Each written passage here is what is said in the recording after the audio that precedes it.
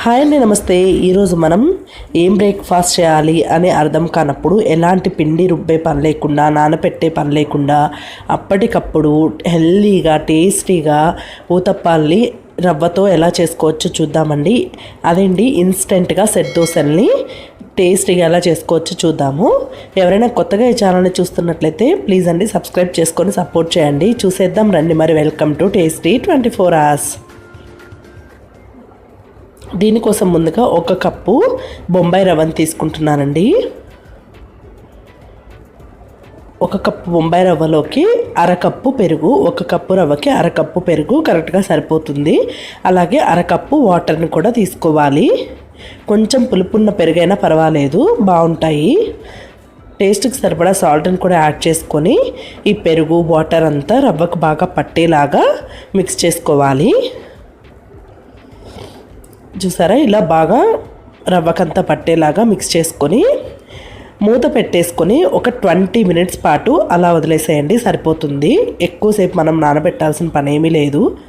ఒక 20 నిమిషాల పాటు నానబెట్టుకోండి. ఈలోపుగా కూరగాయల్ని కట్ చేసుకొని పక్కకు పెట్టుకోవాలి. ఆనియన్స్, టమాటా, క్యారెట్, పచ్చిమిర్చి, కరివేపాకు, కొత్తిమీర, అలాగే కొద్దిగా కొబ్బరి తురుము యాడ్ చేయండి, చాలా బాగుంటుంది టేస్ట్. వీటిలోకి టేస్ట్కి సరిపడా సాల్ట్ని యాడ్ చేసుకొని ఈ వెజ్జీస్ అన్నిటికీ సాల్ట్ పట్టేలాగా చేత్తో ఇలా కూరగాయ ముక్కల్లోని వాటర్ బయటకు వచ్చేలాగా ప్రెస్ చేసుకుంటూ కలుపుకోవాలి.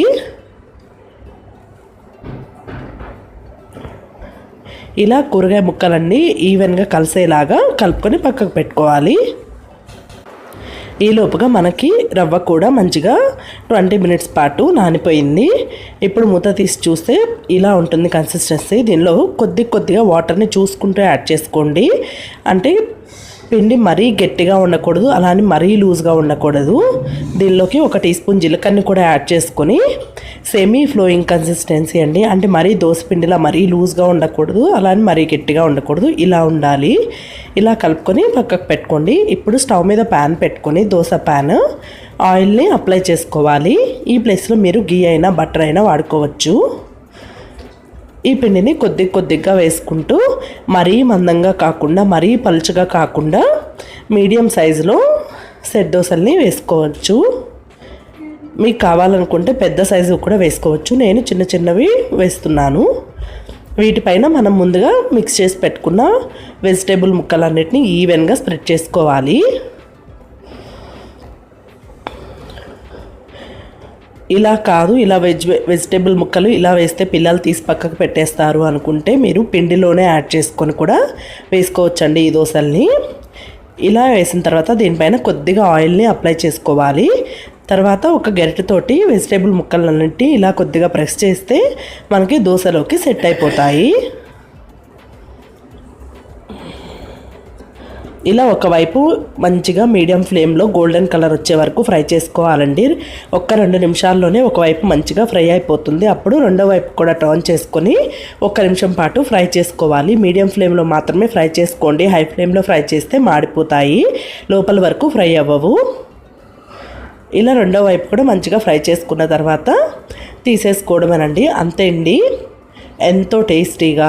చూస్తున్నారా ఎంత కలర్ఫుల్గా ఉన్నాయో కదా. ఇలా కలర్ఫుల్గా ఉంటే పిల్లలు కూడా ఇష్టంగా తినేస్తారు. చాలా సింపుల్గా అయిపోతుంది. ఎలాంటి పిండి నానబెట్టే పని లేకుండా, పప్పులు నానబెట్టే పని లేకుండా అప్పటికప్పుడు టేస్టీగా ఊతప్పాల్ని ఇలా రెడీ చేసేసుకోవచ్చండి. ఇవి బ్రేక్ఫాస్ట్లోకైనా లేదంటే ఈవినింగ్ స్నాక్ టైంలోకైనా చాలా బాగుంటాయి. హాలిడేస్ అప్పుడు హడావుడి పడకుండా ఇన్స్టెంట్గా ఏదైనా టేస్టీగా హెల్తీగా చేయాలి అనుకుంటే ఇది పర్ఫెక్ట్ అండి. సో తప్పకుండా ఒక్కసారి ఈ రవ్వ ఊతప్పాన్ని మీరు కూడా ట్రై చేసి మీకు ఎలా కుదిరిందో కామెంట్ సెక్షన్లో అయితే షేర్ చేసుకోండి. చూసారా ఎంత స్పాంజీగా ఉందో, అంతే టేస్టీగా ఉంటుంది. వీడియో నచ్చితే లైక్ చేయండి, షేర్ చేయండి. ప్లీజ్ అండి సబ్స్క్రైబ్ చేసుకొని సపోర్ట్ చేయండి.